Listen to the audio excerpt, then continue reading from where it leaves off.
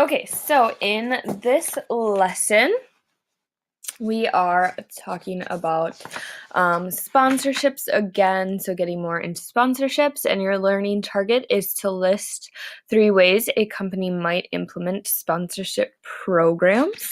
I am going to warn you, though, that I did cut out some of this. So, if you don't get all of your notes, that is the reason. So, don't worry too much about it.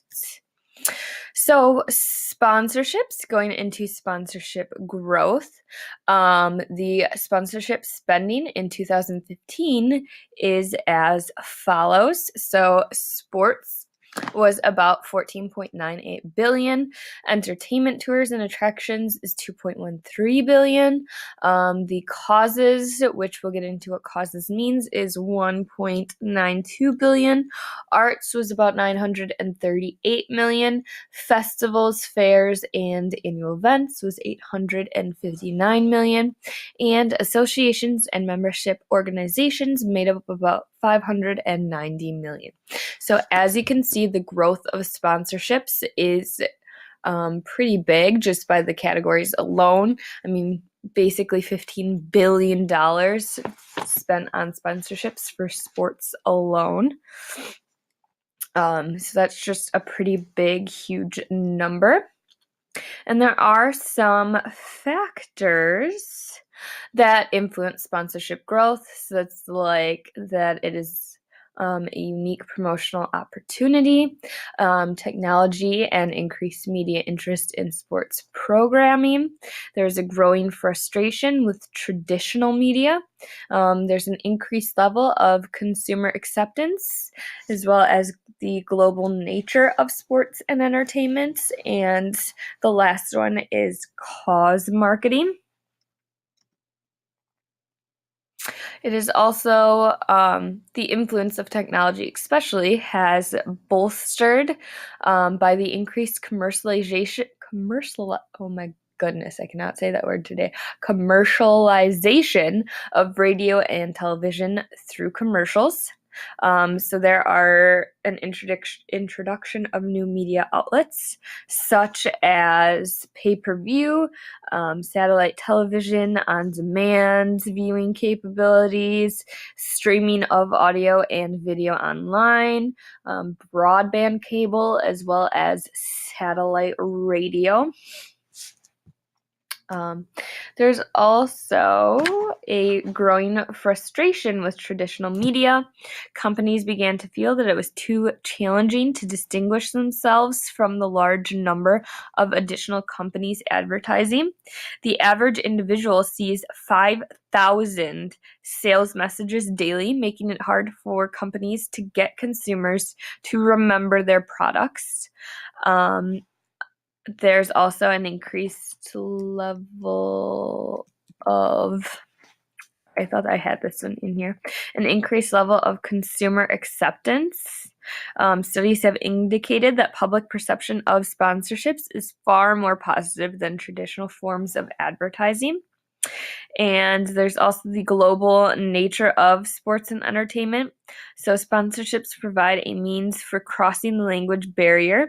The Olympics, I feel like I should be back on this page. So we're at that global nature and of sports and entertainment marketing. So the Olympics Games consistently receive multinational sports support, via sponsorships from an industry diverse clientele. So now on to cause marketing. Cause marketing refers to marketing efforts that tie an organization with a charitable cause. There is usually a marketing objective associated with the activity, and the marketing activity is being measured as well as the program is being promoted. 79% of respondents to a recent study said that they would switch brands provided price and quality were equal to one that supports a good cause. The Boomer Esiason Foundation website explains that with cause marketing programs, a corporation receives tangible benefits, such as a marked increase in sales, from tying its marketing strategy to the fundraising needs of a charitable cause. Cause marketing has proven to be extremely effective, and sponsorship provides a valuable platform for cause marketing programs. And cause marketing has become one of the most popular trends in sports and entertainment marketing. In 1990, cause marketing sponsorship spending in the US totaled only $120 million. According to the IEG sponsorship report, by 2015, spending on cause marketing is projected to reach nearly $2 billion.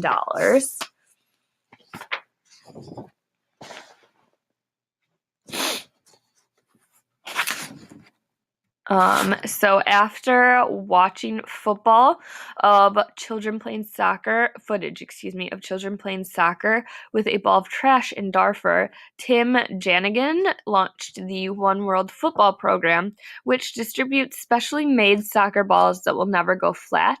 The program received a giant boost in 2012 when Chevrolet, as part of their sponsorship of Manchester United, agreed to sponsor the distribution of 1.5 million of the balls over the next 3 years. So that's just an example of cause marketing. According to a report from Performance Research, 41% of U.S. consumers believe companies can best improve brand perceptions by increasing their cause sponsorships. And now, cause marketing is not pure philanthropy or sponsoring an event without expecting a return on investment. So it is not a gift. It is still something that should be profitable for the company. Another example is that last season, Associated Bank teamed up with the Milwaukee Brewers Community Foundation to launch a program called Hits for Homes, in which the bank donates $250 for every recorded hit by the Brewers players during home games, up to a total of $100,000, with the goal of encouraging fans to open checking accounts and apply for debit cards through the bank at Miller Park. So how does traditional media differentiate from sponsorships? Well, it allows, this is for next one. Sorry, that was for 8.3. I was just getting so excited that I wanted to keep going.